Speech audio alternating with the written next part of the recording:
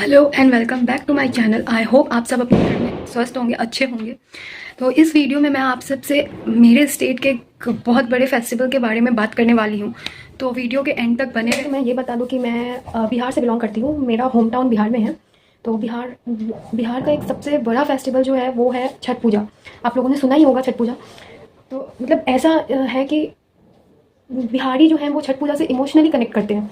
बहुत बड़ी फेस्टिवल, बहुत बड़ी फेस्टिवल है। और इनफैक्ट मैं ये कहूँ कि हर एक बिहारी जो है वो पूरे साल की छुट्टी अपनी सेव करता है ताकि वो छठ पूजा में छुट्टी लेके घर आ सके। मतलब इतनी मान्यता है यहाँ पे। और ऐसा भी बोलते हैं कि जो हम छठ पूजा है उसमें सूर्य देव और छठी माता की पूजा करते हैं। तो ऐसी भी मान्यता है कि हम उनसे जो भी कुछ मांगते हैं वो पूरी हो जाती है। और मैं आज इसी के बारे में आप सबको कुछ बताना चाहती हूँ। लाइक कुछ क्या, हाँ आज कुछ चीज़ें ही बताऊँगी। अभी आने ही वाली है छठ पूजा, तो मैं हर डे वाइज जिस दिन जो भी चीज़ होगी मैं आपको उसके रिगार्डिंग वीडियो डालती रहूँगी। तो सबसे पहले तो छठ पूजा जो होती है वो 4 दिन की फेस्टिवल होती है।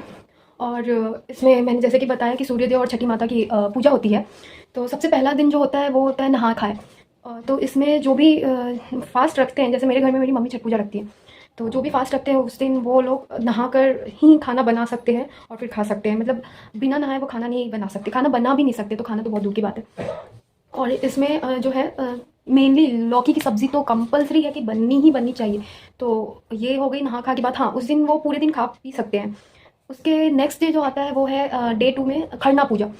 ऐसा बोलते हैं कि छठ पूजा की जो सबसे पहली अर्घ होती है, जो सबसे पहली पूजा होती है वो होती है खरना पूजा ही। और अर्घ हम बोलते हैं, जो भी हम भगवान को प्रसाद अर्पण करते हैं छठ में उसे हम अर्घ बोलते हैं।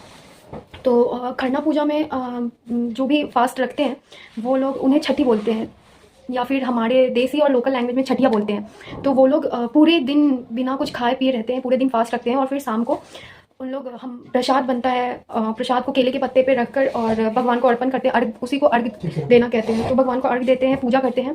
और पूजा करने के बाद फिर वहाँ बैठे बैठे ही उस प्रसाद में से जो है वो खा सकते हैं। बस उस प्रसाद में से ही खा सकते हैं और एक्स्ट्रा कुछ नहीं। और चाय वगैरह हुआ तो पी लें।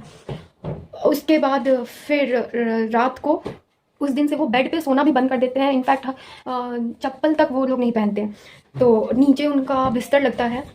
उसके बाद फिर उस दिन रात को जो है बाकी के जो 2 दिन है जो है उनमें जो प्रसाद हम चढ़ाते हैं सूर्यदेव को सुबह और शाम में, तो उसका प्रसाद बनता है रात में बैठ के। और वो प्रसाद इतने अमाउंट में रहता है कि लगभग आधे से ज़्यादा रात निकल जाती है प्रसाद बनाने में सिर्फ।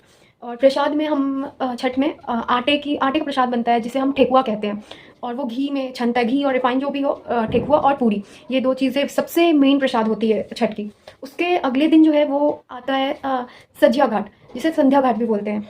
तो सजिया घाट को फिर सब बस अच्छे से मस्त रेडी होते हैं। उसके बाद पूरी अर्घ को एक बड़े से आप लोग के यहाँ क्या बोलते हैं, मतलब मैं आपके लैंग्वेज में, एक बड़ी सी टोकरी होती है, बहुत बड़ी सी, मैं आपको दिखाऊंगी। उसमें हम फिर छोटे छोटे जो भी टोकरियाँ होती हैं उसमें हम प्रसाद से अच्छे से रख कर, लाइक प्रसाद में सिर्फ ठेकुआ और पूरी ही नहीं, और भी चीज़ें, और भी जो सीजनल फ्रूट्स होते हैं, ईख होती है, वो सब कुछ रखते हैं, मिठाइयाँ रखते हैं। और उसके बाद फिर शाम को सब तैयार होते हैं। और उसके बाद जो वो प्रसाद की टोकरी होती है उसे घर का कोई भी पर्सन, कोई भी मेंबर हो, वो सर पे उठाकर और फिर छठ घाट तक जाते हैं। और छठ घाट मतलब ऐसा है कि या तो आपके पास कोई नदी पोखरा हो, उसके बगल में होता है, मतलब कोई वाटर का अच्छा खासा सोर्स होना चाहिए। अगर आजकल तो मतलब हर कोई गाँव या मतलब अपने होम टाउन नहीं आता, जॉब की वजह से बाहर बड़े बड़े सिटीज़ में रहते हैं, तो फिर उस केस में उन लोग एक टब में ही पानी रख के बैठ जाते, मतलब छठ पूजा कर लेते हैं।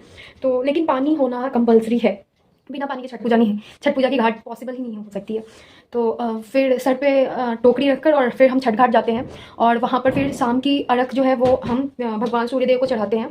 और फिर वहाँ पे जब तक, मतलब हम 3-4 बजे तक हम घाट के लिए निकल जाते हैं। और फिर वहाँ पर जब बिल्कुल शाम सूर्यदेव ढल जाते हैं पूरी तरह से, फिर हम वापस उसे टोकरे को सर पे रख के और वापस घर आते हैं। और घर आने के बाद एक और चीज़ जो होती है उसे कहते हैं कोसी भरना।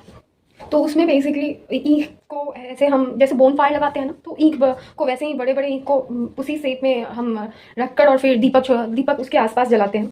ये सब कुछ मैं आपको दिखाऊंगी आने वाले टाइम में, क्योंकि अभी छठ बस थोड़े ही दिन बाद 16 नहीं 17 से स्टार्ट हो रही है, 17 से 21 तक दीपक जलाते हैं। और उसके बाद हम वहाँ पे प्रणाम करके भगवान का आशीर्वाद लेते हैं। उसके बाद फिर रात को जो है जो भी वो हमने प्रसाद रखा है टोकरे में, उसमें सारे प्रसाद को मतलब जो भी उसमें हम ठेकुआ और पूरी डाले रहते हैं, उसको हम चेंज कर देते हैं। मतलब कुछ पोर्शन हम सुबह के घाट के लिए बनाते हैं, कुछ शाम के घाट के लिए। तो जो शाम का घाट है वो एक बार हो गया, तो फिर शाम के घाट की प्रसाद चेंज हो जाती है और सुबह के घाट की प्रसाद को वापस से उस टोकरी में सजा दिया जाता है। और फिर सुबह में, लाइक सुबह नहीं बोलूँगी मैं, आधी रात ही बोलूँगी, 1-2 बजे के लगभग हम फिर से हाँ, और घाट पे जो है 2 टोकरे जाते हैं, एक जो प्रसाद का टोकरा और एक कोसी का टोकरा।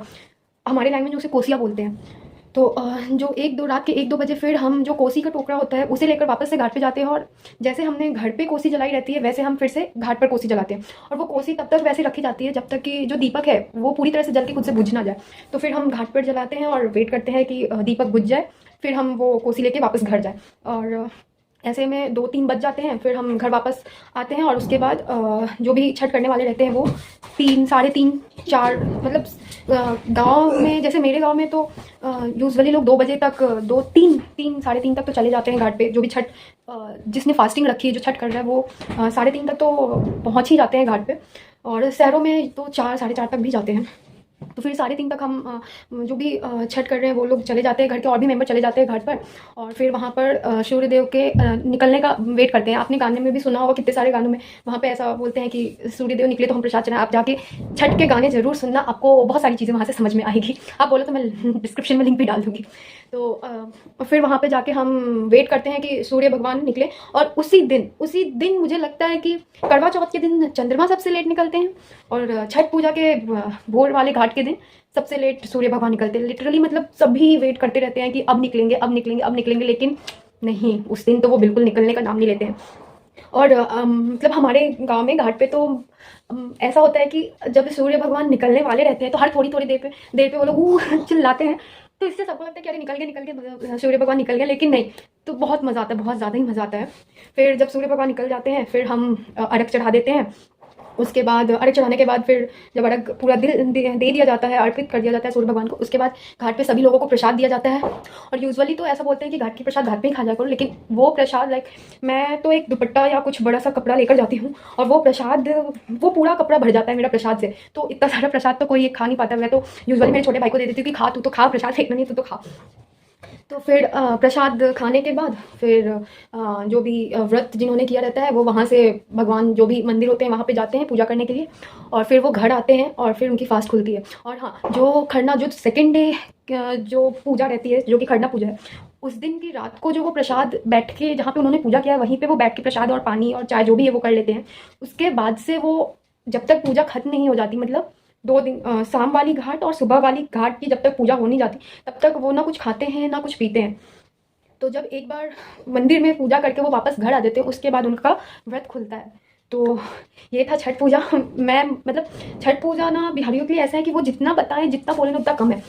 और मैं तो हमेशा, मतलब मैं दिवाली से भी कई मल्टीपल टाइम्स, कितना ज़्यादा मैं एक्साइटेड रहती हूँ ना छठ पूजा के लिए, मैं बता भी नहीं सकती। आप मेरे फेस से समझ सकते हो, मेरे वर्ड से समझ सकते हो कि छठ पूजा हमारे लिए क्या इंपॉर्टेंस रखता है। तो ये थी छठ पूजा की पूरी विधि। और जो आगे जो लोग आने वाले टाइम में ये वीडियो देखेंगे, मैं उनके लिए मैं अभी थोड़े दिन बाद जब से छठ पूजा स्टार्ट होगी तो मैंने बोला जैसे कि मैं वीडियो शूट करके डालूंगी, तो उन वीडियोस की लिंक डिस्क्रिप्शन में डाल दूंगी, तो वो लोग डिस्क्रिप्शन में जाके और वो वीडियोस देख सकते हैं छठ पूजा कैसे क्या करते हैं।